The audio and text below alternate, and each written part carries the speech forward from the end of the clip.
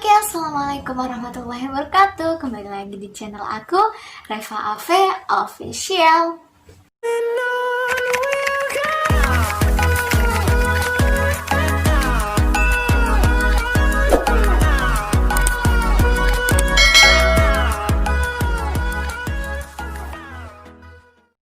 Welcome back with me, Reva Ave. Nah, di konten kali ini guys, aku akan kasih kalian konten yang berbeda dengan yang sebelum-sebelumnya. Nah, memang sebelum-sebelumnya konten aku berisikan tentang editing atau tutorial yang mungkin kalian belum tahu ya guys. Nah, tapi di konten kali ini aku akan kasih kalian konten yang sedikit berbeda. Aku akan menceritakan suatu kisah atau suatu misteri yang ada di dalam sebuah kisah yang akan aku kasih. Nah, sebenarnya ini emang pertama kali ya, perdana aku kayak gini. Aku harus rekam pakai wajah aku. Sebenarnya nervous juga sih ya awal-awal. Cuman karena aku pingin gitu untuk menceritakan suatu kisah ini ke kalian, jadi aku try to be perfect. Baca. Oke, semoga kalian enjoy ya guys. Nah, di konten kali ini aku akan kasih kalian tentang kisah jalan yang ada di Jawa Barat, yaitu Cadas Pangeran.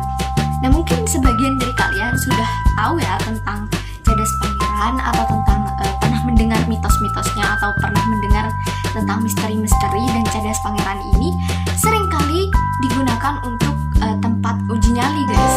Nah, di sini aku akan menceritakan dari awal bagaimana si Cadas Pangeran itu tercipta, si jalan itu terbangun, dan aku akan menceritakan dari awal.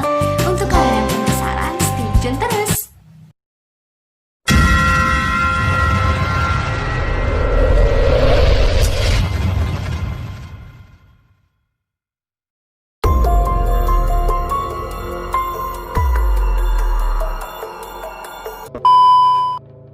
Nah, Cadas Pangeran ini guys adalah nama suatu tempat di sebelah barat daya kota Sumedang yang dilalui jalur Bandung Cirebon.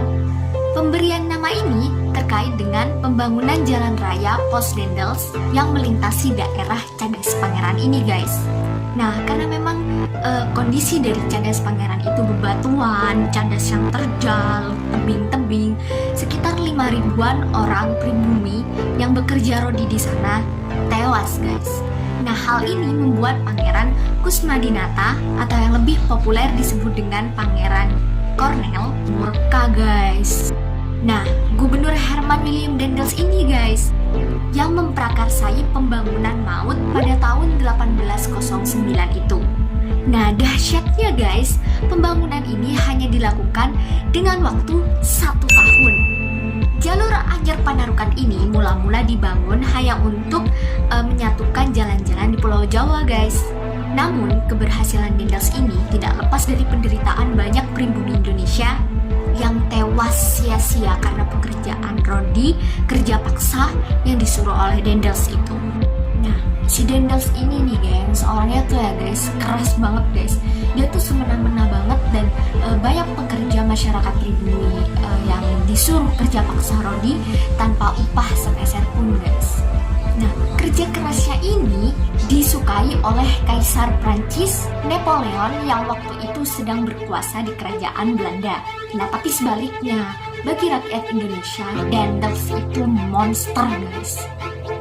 Nah, dulu itu banyak masyarakat Indonesia yang bener-bener benci sama Dendels guys.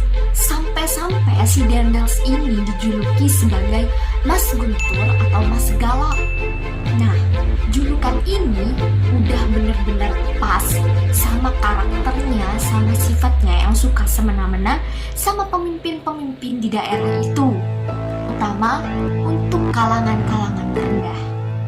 Nah, satu yang menarik dari Cadas Pangeran ini guys, ribuan pekerja rodi tewas, dan yang paling banyak terjadi di daerah Cadas Pangeran ini guys, di kawasan Bandung Sumedang, kurang lebih 3 km. Nah, di daerah itu juga memiliki kawasan yang bukit terjal dan juga sering longsor guys. Nah, jadi kalau nggak hati-hati, para pekerja rodi itu banyak yang tewas di sana, jatuh ke tebing, jatuh ke bawah jurang. Kalian bisa bayangkan guys.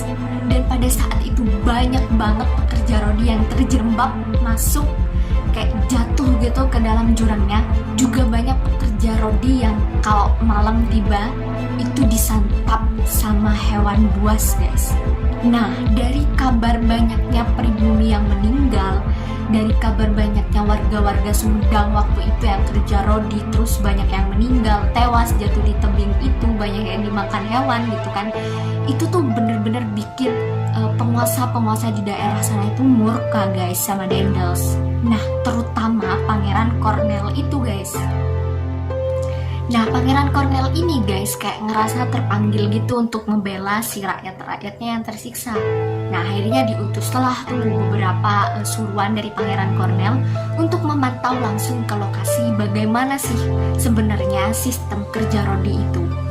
Nah, setelah si suruhannya itu datang ke sana dan memberikan laporan kepada Pangeran Cornel, Pangeran Cornel tuh kaget gitu guys. Memang di sana itu kerjanya itu pas-pasan banget, kayak dari untuk memangkas si cadasnya, memangkas tebingnya itu hanya menggunakan linggis dan peralatan seadanya guys.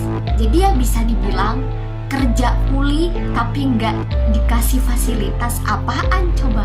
Dan di sana juga faktornya bukan hanya dari perlengkapan, namun juga dari penyediaan makanan, perbekalan makanan, dan itu minim banget. Sehingga banyak pekerja-pekerja rodi yang kena penyakit, terutama malaria guys.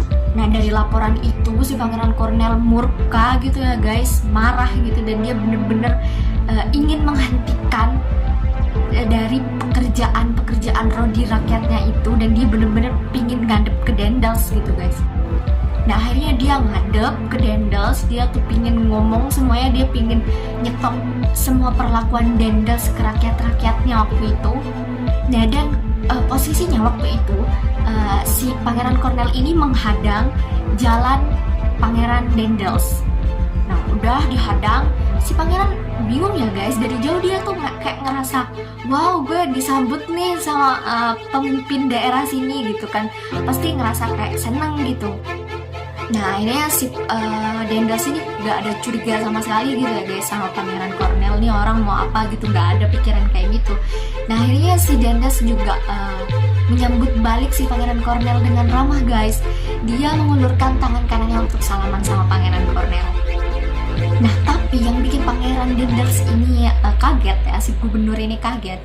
Pangeran Cornel itu membalas uluran tangannya itu dengan tangan kiri, dan si tangan kanan memegang keris naga sakti guys. Nah, dari situ Pangeran Dendels ini paham ya tentang apa maksud Pangeran Cornel sebenarnya kayak gitu. Ini orang mau apa gitu, karena dia paham, peka gitu guys. Nah, di saat itu Pangeran Cornel menyampaikan kepada Pangeran Dendels untuk memberhentikan kerja paksa kepada rakyat-rakyatnya guys. Nah, karena si Dendels ini tahu dia sedang dalam keadaan yang mendesak, akhirnya dia sok-sok luluh gitu guys ke Pangeran Cornel.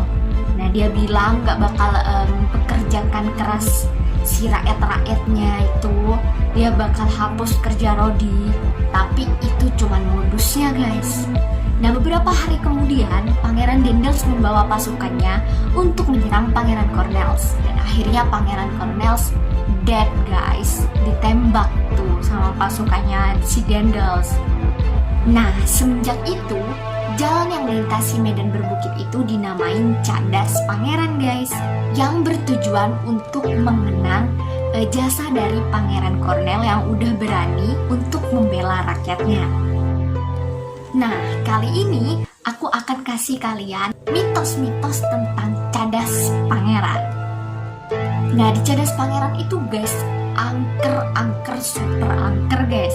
Nah, diduga di sana itu banyak terjadi korban-korban pembuangan mayat pembunuhan yang gak bersalah. Untuk menghapus jejaknya itu orang-orang tidak bertanggung jawab tuh melempar semuanya ke sana, ke jurang si Cadas Pangeran itu. Nah, jadilah si Cadas Pangeran itu angker guys.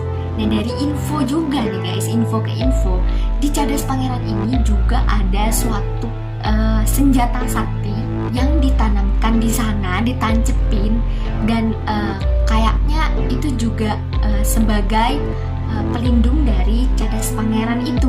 Nah, banyak yang percaya dari si senjata itu bisa berubah-ubah menjadi berbagai macam siluman, kayak ular gede sebesar 14 meteran lah, atau monyet raksasa guys. Nah, berikut ini adalah mitos-mitos yang ada di Cadas Pangeran. Yang pertama itu membuang rokok. Nah, masyarakat di sekitar sana percaya bahwa jika pengemudi itu tidak melempar puting rokok di sana, akan diganggu oleh siluman-siluman kayak tadi itu, kayak ular dan lain semacamnya ya, kayak monyet gede gitu. Nah, jadi diusahakan untuk orang-orang yang sedang melewati jalur Cadas Pangeran itu untuk melempar rokok yang masih nyala ke dasar jurang guys. Nah, itu bertujuan untuk menangkal kendaraan kalian plus sama orang-orangnya dari gangguan-gangguan siluman yang ada di Cadas Pangeran itu guys. Nah, yang kedua yaitu ular di dasar jurang Cadas Pangeran. Orang-orang di sana itu percaya kalau si siluman ularnya itu berjenis piton, ular piton guys. Dan ular itu biasanya memakan jasad-jasad mayat pembunuhan yang dibuang ke sana guys. Dan siluman ular ini kerap kali mengganggu para pengemudi dengan cara menampakkan diri di tengah jalan gitu guys, ngeri gue. Nah, lalu yang ketiga adalah hindari melalui jalur Cadas Pangeran ketika menjelang maghrib. Kenapa begitu? Karena dari peristiwa-peristiwa sebelumnya banyak banget pengemudi yang melewati jalur sana mengalami gangguan-gangguan makhluk astral guys. Contohnya nih, pernah aku baca satu artikel kalau seorang supir angkot yang melewati Cadas Pangeran itu, dan di kaca belakangnya itu nemplok tuh bayangan warna hitam, nggak tahu deh itu apa. Nah, jadi untuk kalian para pengguna mobil atau para pengguna motor yang melewati Cadas Pangeran, ambil hikmahnya saja. Kalian sudah tahu sejarah-sejarahnya dan mitos-mitosnya. Jangan berpikiran negatif. Walaupun seseram-seramnya tempat itu, pasti ada Allah guys. Jadi jangan lupa untuk selalu membaca doa ketika berkendara. Jika kalian suka video ini, jangan lupa klik tombol like dan subscribe agar channel ini dapat selalu berkembang. Cukup sekian dari aku. Jika ada kata-kata yang salah dan penuturan cerita yang kurang tepat, aku mohon maaf. Wassalamualaikum warahmatullahi wabarakatuh.